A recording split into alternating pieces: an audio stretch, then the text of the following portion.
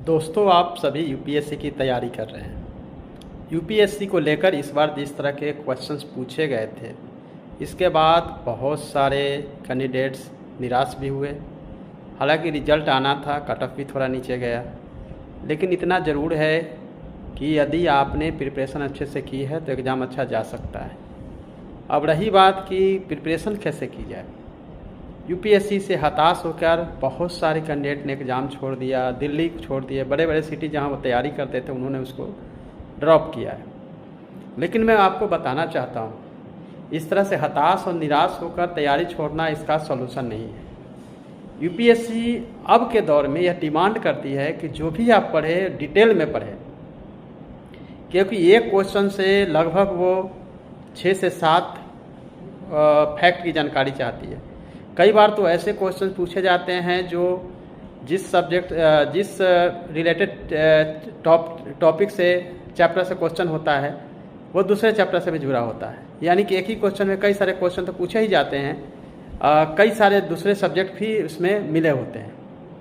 बहुत पेशेंस की ज़रूरत होते हैं, लंबे लंबे क्वेश्चन पूछे जाते हैं, टाइम कम होता है। 120 मिनट में जो 100 क्वेश्चन होते हैं जीएस के, वो पढ़ना भी मुश्किल हो जाता है। और अगर आपने अटैम्प्ट लिया तो आप उसको सॉल्व करना चाहिए। तैयारी का तरीका यह है कि आपको जो छोटे छोटे क्वेश्चंस हैं या जो सब्जेक्ट आपको बहुत प्रिय हैं, जिसमें आपकी अच्छी ग्रिप है, उस सब्जेक्ट को सबसे पहले सॉल्व करिए। जो क्वेश्चन आपके लिए टफ लग रहा है या आपको पहले ही प्राइमा फेसिया लगता है कि यह क्वेश्चन टफ है और आपके जो तैयारी है जिस सब्जेक्ट की उसके हिसाब से नहीं है, तो उस क्वेश्चन को स्किप करिए और सीधे आगे बढ़िए। लास्ट में अगर आपने एक बार क्वेश्चन को सोल्व किया, बबल भी कर लिया, उसके बाद अगर 10-15 क्वेश्चंस को आपको लेने हैं, तो उसको करने के लिए आपको ज़रूरी होगा कि आप वैसे टफ क्वेश्चन को कर सकते हैं। लेकिन अभी की तैयारी के हिसाब से कोचिंग संस्थान आपके लिए बहुत रिलेवेंट नहीं रह गया है। अब आप समझ लीजिए कि जो भी सब्जेक्ट, जो भी चैप्टर पढ़ेंगे, बहुत डिटेलिंग में आपको पढ़ना पड़ेगा और तब आपकी तैयारी हो पाएगी।